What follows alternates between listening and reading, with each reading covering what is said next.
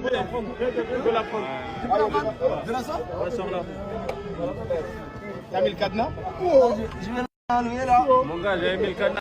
Je crois que vous vous rendez pas compte, mais le Maroc risque de ne pas jouer les 2 prochaines CAN. Dans 48 heures, on aura la décision. Mais regardez ce que le Maroc risque. Intoxication criminelle, Krépin Diatta et plusieurs joueurs sénégalais victimes de malaise. Et comme par hasard, juste avant la finale. Corruption arbitrale manifeste. Pénalty inventé pour le Maroc, un arbitrage partial du début à la fin de la compétition. Violence et chaos sécuritaire. Agression filmée de supporters sénégalais par les forces de l'ordre. 18 Sénégalais arrêtés alors qu'ils étaient victimes. Bon, pour violence et chaos, je suis pas forcément d'accord.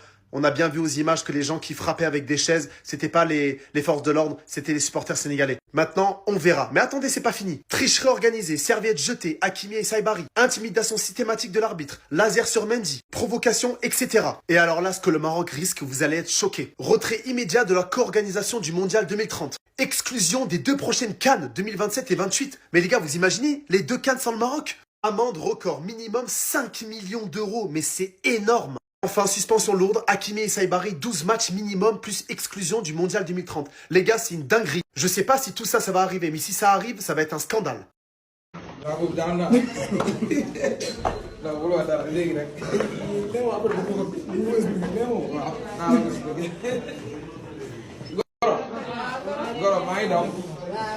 Merci beaucoup.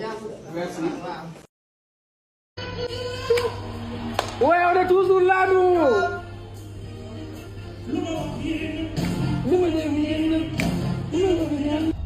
Ça c'est de l'or. Merci beaucoup. Sinon lépp jàpp. waaw ok merci beaucoup waay def nga lépp sinon moom tey moom du baax.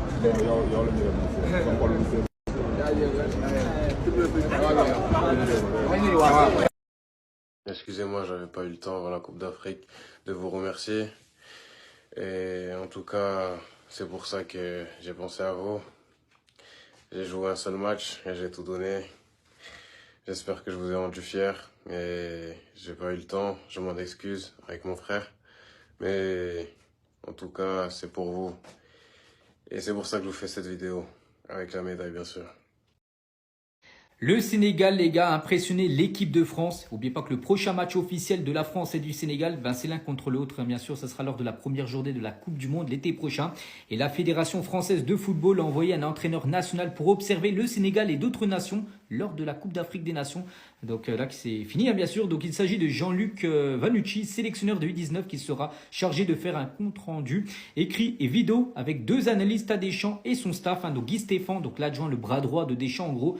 On a toutes les datas, en gros les stats sur le jeu du Sénégal, les vitesses de course, les zones couvertes.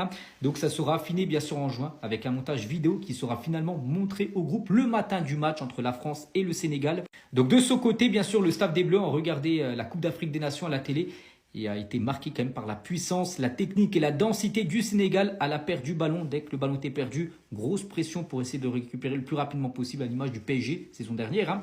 Donc Deschamps récoltera d'autres informations auprès aussi de ces joueurs à l'image d'Olysée Upamecano qui pourront eux-mêmes donner des informations sur Nicolas Jackson, leur collègue du côté du Bayern. Et à noter aussi que le staff des Bleus a aussi identifié toutes les solutions dont disposait Papio pour pallier les absences.